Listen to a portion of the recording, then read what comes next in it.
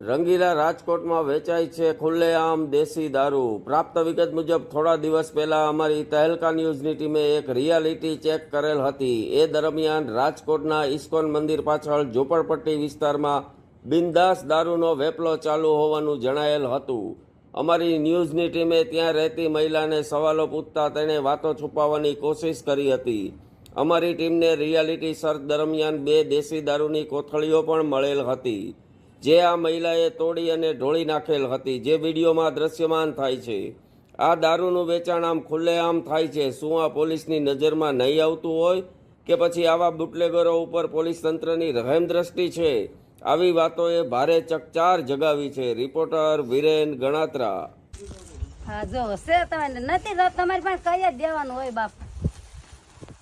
જો ઢોળી નાખી જો બસ ને। તું હાસવીને બેઠો હતો એમ ને? કેમ તું